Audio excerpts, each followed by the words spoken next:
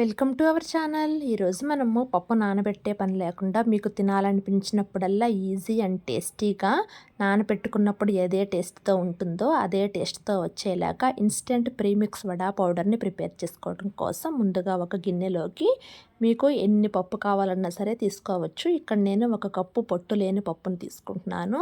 ఇంకా మీకు కొంచెం పొట్టున్న పప్పు కూడా కావాలంటే కొద్దిగా యాడ్ చేసుకోవచ్చు, కొంచెం పొట్టు కనిపించాలి అనుకుంటే. ఇక్కడ మనకి పొట్టును కడకం కాబట్టి పొట్టున్న పప్పును కొంచెం తక్కువ వేసుకుంటేనే బాగుంటుందండి. మరి ఎక్కువ నల్లగా ఉన్నా సరే బాగోవు.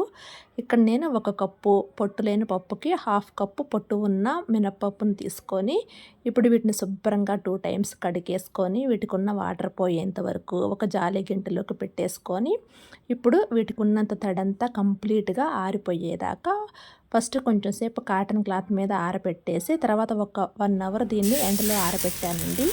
ఈ విధంగా మనకు గలగల్లాడుతూ వస్తే చాలు. ఇలా కంప్లీట్గా ఆరిపోయిన తర్వాత ఇప్పుడు వీటిని మనము లైట్గా పచ్చివాసన పోయేదాకా మాత్రమే ఫ్రై చేసుకోవాలండి. ఈ పప్పుకున్న కలర్ చేంజ్ అవ్వకూడదు. ఇలా ఫ్రై చేసుకోవటం వల్ల ఈ పప్పు అనేవి మనకు మంచి టేస్టీగా ఉంటాయి. ఇలా కంప్లీట్గా ఫ్రై చేసుకున్న తర్వాత ఇప్పుడు వీటిని ఒక మిక్సీ జార్లోకి తీసుకొని మెత్తగా పౌడర్ కొట్టుకోండి. మెత్తగా పౌడర్ కొట్టుకుంటేనే ఈ వడలు టేస్టీగా వస్తాయండి. ఇక్కడ నేను చూపించిన విధంగా ఇలా మెత్తగా పౌడర్ కొట్టుకుంటే సరిపోతుంది. నేను వడల పిండికి కూడా కొంచెం కచ్చా పచ్చాగా మిక్సీ పట్టుకుంటాను. అందుకని ఫస్ట్ ట్రిప్లో బాగా మెత్తగా మిక్సీ పట్టేసి సెకండ్ ట్రిప్లో కొంచెం రవ్వలాగా మిక్సీ పట్టాను. అలాగైనా సరే కచ్చా పచ్చాగా వడలు తినే వాళ్లకు అలాగైనా సరే బాగుంటుంది. ఇలా పౌడర్ కొట్టేసుకున్న తర్వాత ఇక దీనికి ఉన్న వేడి చల్లారిన తర్వాత దీన్ని ఒక డబ్బాలోకి స్టోర్ చేసుకొని పెట్టేసుకొని ఇక మీకు తినాలనిపించినప్పుడల్లా ఎంత పిండి అయితే కావాలో అంత పిండిని తీసుకొని ఇలా పిండి మనకు ఈ విధంగా కనపడుతుంది, కానీ తర్వాత మనకు వాటర్ పోస్తే పిండి కొంచెం ఉబ్బుతుందండి.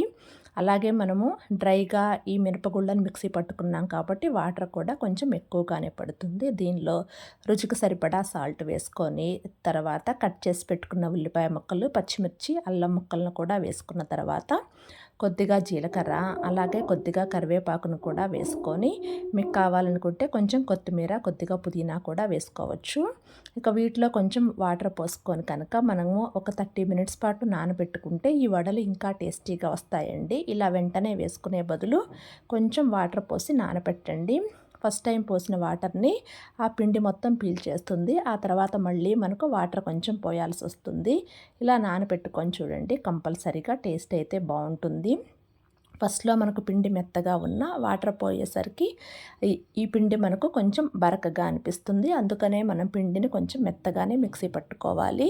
చూడండి, వాటర్ని పీల్చేసినప్పుడల్లా ఇంకొద్ది కొద్దిగా వాటర్ పోసుకుంటూ పిండి మనకు కరెక్ట్ కన్సిస్టెన్సీ వచ్చేలాగా ఈ విధంగా కలిపేసుకొని ఇక మనము వడలను సిద్ధం చేసుకుంటే సరిపోతుంది. ఈలోగా స్టవ్ మీద డీప్ ఫ్రైకి సరిపడా ఆయిల్ పెట్టేసుకొని ఆయిల్ హీట్ అయ్యేలోపు వడలను ఈ విధంగా ప్రిపేర్ చేసుకుంటే సరిపోతుంది. చూడండి, సేమ్ నానబెట్టి చేసుకున్న పిండిలాగే ఈ వడలు వస్తాయి.